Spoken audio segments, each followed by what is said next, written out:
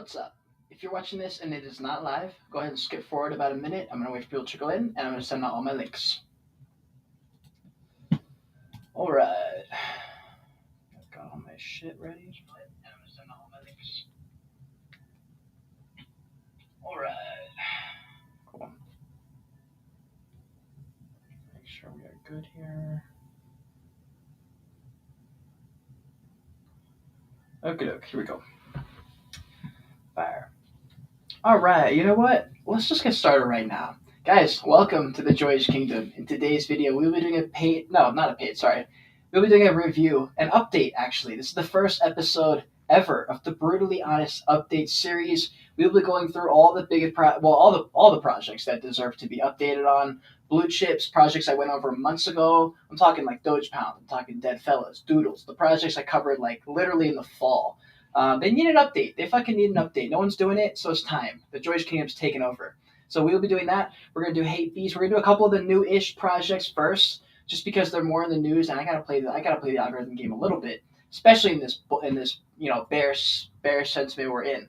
So, anyways, if you're in the chat right now, or if you're watching this and it's not live, smash a like in this video. It helps me out tremendously. Subscribe to the channel. Join the kingdom. We're flying toward 10,000 subscribers. Help me get there. If you're already following me on Twitter, if you're not in my Discord, you are missing out. There's actually a giveaway happening tonight. If you're in my Discord, you'll be able to take part in that. It's really easy. It's a really good giveaway. I hope you're excited about that. It's for whitelists for a certain project. And yeah, if you want to get 3 free stocks, use my Webull link. Use my link. It's down in the description below. You get free money. It's a free trading crypto and stocks platform. It's amazing. It's dope. And without further ado, let's get into the video.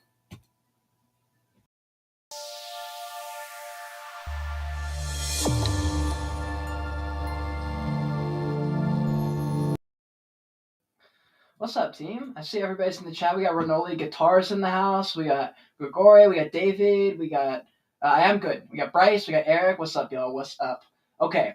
Let's see. Should I swap my video real quick? I feel like it makes no sense for me to be looking the opposite direction. Hold on. Let me swap my camera this way.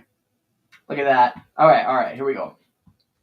We got HAPEBEAST, Hape Prime, by the way. They changed their name on Twitter too. They're called Hape Social on Twitter, but they're Hape Prime. They're looking to rebrand a tiny bit. Their floor is a staggering 1.69 ETH, 51,000 Ethereum traded, absolutely ridiculous. 5.6 thousand items, 8.2 thousand items. Here's what the floor looks like.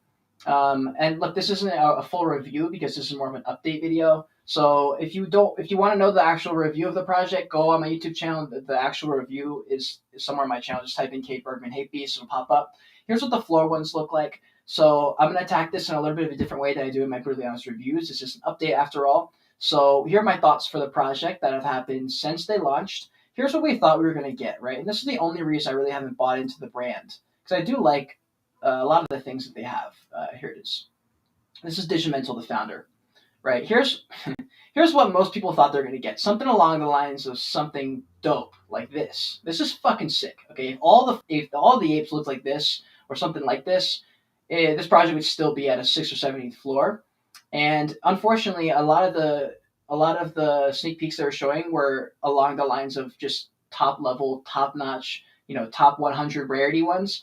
And everyone thought they were going to get that. And I think they did. They actually held really good floor for a long time. If we look at their activity here, they held for a very stable, anywhere from the 7 to 12 ETH range during their pre-sale. And then when they kind of revealed, they didn't do so hot. And then ever since then, they kind of crashed and tumbled. And then ever since the bear market's set out there in like the 1 to 2 ETH range. So this is a good time to be buying, I would say, if you're looking to get into this project. For me, the only real reason I didn't get into it, because I do like the way they run their business and their brand. The main reason I don't want to get into it is because they are a derivative project still. I think it would be tough for me to be very hyped to be repping it when Bored Ape Yacht Club is like the true ape project. And also, man, like, look at this. The floor. It's not great. The floor ones are not great. There's probably 4 separate times that I almost bought a HAPEBEAST during this bear market because they're undervalued. And I just don't like them, dude. I'm not really a fan of the floor ones. So that's the main reason I didn't get in. Anyways, let's look at their Etherscan. They've got nobody over 1%, so there's no whales, which is good to see. Now let's talk about it. So this is their Twitter page, 300,000 followers. They're doing a good job staying up to date, posting things. They're coming out with this fully 3D So they've got a couple trailers out. They've been doing some stuff behind the scenes. This is what they're coming out with at some point. And so that's kind of, I'm just going to go over some of the things that they're working on. Here is something that they're working on for like a chain style that's supposed to be going on your ape at some point. And I wouldn't be surprised if they started to break into the real world for fashion things. So this is also kind of cool. What else? They've got this thing, which not quite sure what it is, but some type of 3D thing. Looks cool. So that's some of the sneak peeks they've shown on their Twitter. What else? That's the founder again, Digimental. Here's his LinkedIn page, the founder of Hape. If we go through his stuff, his resume, obviously none of this can be confirmed because he is anonymous, and this is an anonymous LinkedIn, even though it is LinkedIn. So you kind of have to take this with a grain of salt and say, okay, well, hopefully he actually did have client and brand experience with Nike Air, Air Force, Foot Locker, Computer Arts, Photoshop, Chelsea FC. Now here's the thing we don't know. He could have been the fucking Mike dude, you don't know who he was in this. You hope that he wasn't. You hope he was someone who was high up and he was doing some crazy shit, because he does have a pretty stacked resume. He's got a pretty good stacked level of recommendations. He does have some education that he got at the University of Bradford from 2008 to 2011. With the Leeds College of Technology for I guess 2 different things, a couple awards. But again, this is kind of like hearsay. You don't know if this is true. And also, if you remember in my Brutally Honest review a few months back, I think I found him. I think I found what he looks like. And since then, I think that photo's been deleted because I can't find it anymore. So I think it was him. And so no one will know who it was because I don't have the video footage anymore. So I am the only one. My brain is the only one who has it. But I think I know what he looks like in real life. But we'll find out. Maybe one day he'll dox himself. Anyways, here's his Instagram page. He just posts a lot of stuff. Here's the stuff we were seeing in the lead up, a lot of the cool ones, right? And then that was my main problem. We got to the floor. A lot of the floor ones kind of stunk. But anyways, here's Hape Social. They've also been doing a good job keeping up to date on their Instagram. Everything looks good here. I do like the stuff they're pushing. And I know they're trying to be a fashion brand. That's what they're trying to do here. That's their thing. They want to be a fashion project. And so they're just going to keep putting work into that. And I think that's what they've been doing. It takes a long ass time. I know people are like, why didn't you do this already? It's Q2. It's been a month. It's wow, it's just going to take a minute. Whatever they're planning on doing is going to take a long time.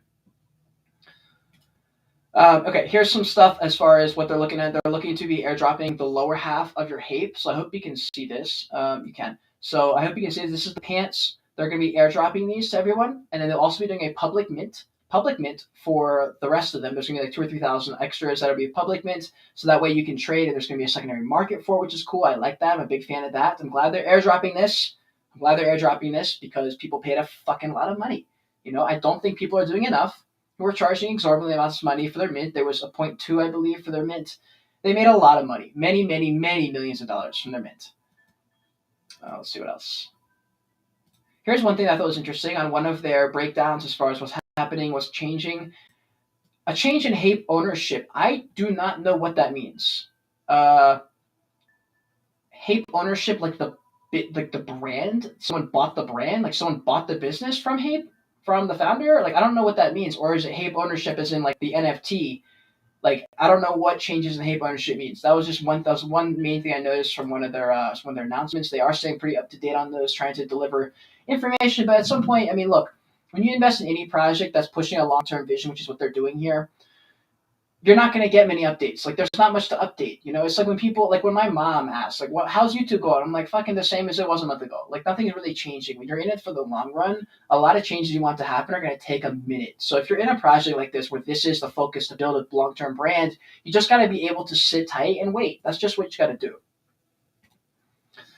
Here's another thing that they're pushing, which is I'm actually a pretty big fan of. They're really, really big on education, and they've got this thing called Hape University, which they're really pushing here. And they do a lot of shit like this, and they're not scared to break into different sectors. They've got fitness, they've got health, they've got all types of different teachings and education. And this is something that's actually really impressive about their Discord, is they have a lot of shit geared toward education in their Discord. And so their Discord is something I haven't seen in almost any of their Discords, where they make their Discord a place to be, a place to go, a place for whatever, and that's not something you see in a lot of Discord. So I actually applaud them for their Discord work. It's something they have to do, in my opinion, if they're going to be a long-term brand. They got to do something to keep people interested and to give out little fucking carrots, to keep people interested in the project. You got to be doing some type of value. If you're not offering any value, it's very easy to fall completely irrelevant.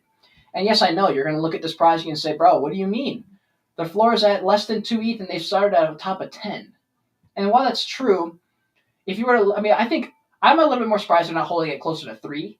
But to be honest, we're in a bear market and projects have dropped lower than I think a lot of people ever expected. I think the 10 ETH was a very, like this thing right here, you can't really take this and take anything from it, right? This 7 to 10 range was all hype, pure speculation and hype. It's just hard. Like Mechaverse did the same thing. They tanked. They went straight to 1 ETH after like 10. Invisible Friends went did the exact same thing, like 12 all the way down to like 4 or 5 or 6 or 7. It's just what happens when you have a project that is hyped up. So I wouldn't take that. And I don't know. I don't even know what I was saying there. So Hape the Nation, they also recorded this one on their YouTube channel. I'm glad they have a YouTube channel. And you can also read through this whole Hape the Nation. I actually read through the whole thing, or you can watch it on their YouTube channel here. They have a fashion index, which they're really excited about, and this is something they talked about in that, I think in that video or another one. But they talk. Okay, first off, like these ones look cool. I'd be down to buy this one. This one's amazing. I paid 2 ETH for this one, but this is not one that's like on the floor, right? Anyways, this Hape index is blending a little bit of rarity with actual beauty, and I don't know how they're actually regulating that or who's in charge of choosing that.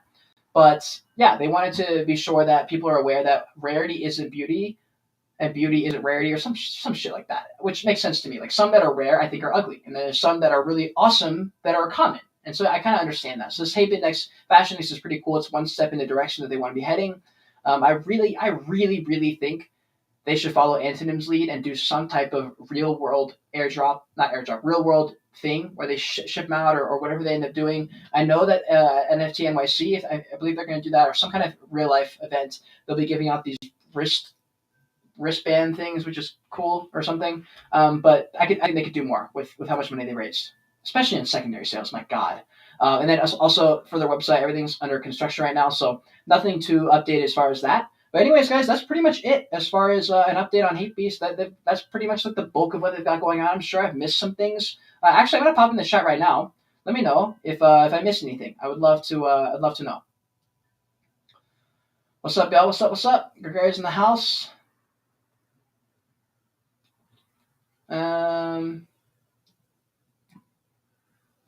Greg Revenge, do I think they'll ever drop or break 10 ETH again? I highly doubt they'll break 10 ETH. That would be difficult. Only a handful of projects have ever broken through that 10 ETH barrier. Doodles did it. Cool Cats did it. Don't think Kaiju did it. It's very hard. That 10 ETH is a very big milestone. The thing is, if you can break that, not during a mint, but if you can break a 10 ETH mark at some point in the market that isn't just the mint, that's a pretty fucking strong sign there. I mean, the only one that has really taken like a big dump is going to be the Toad project, the Cryptoad by Gremlin. But then they got resurrected because Yuga Labs brought them back with that video.